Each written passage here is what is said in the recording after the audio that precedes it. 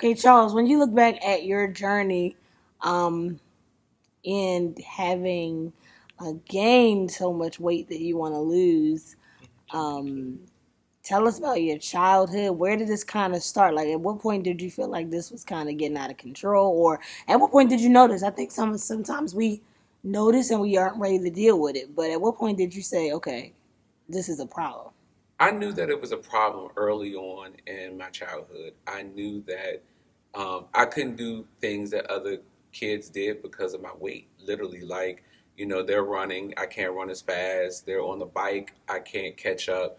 It's all those things as a child that you notice that you can't do what they do.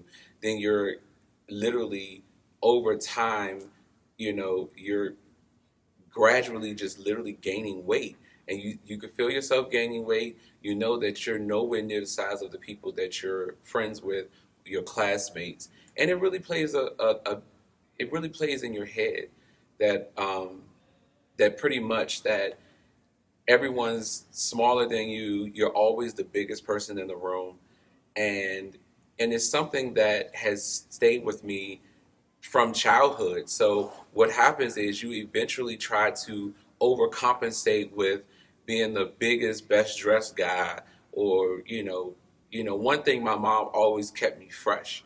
She was like, "Look, you're gonna smell good, you're gonna look good, you're gonna make sure you're articulate so that you can still get a job." So I knew that I had to try to go above and beyond in all things that I did. I think that's why I have the work ethic that I have.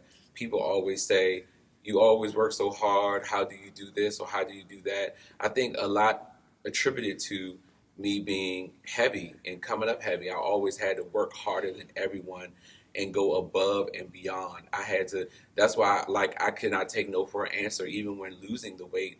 When I went to the Calo weight loss and they told me, like, look, it's going to take this amount of years to lose the weight.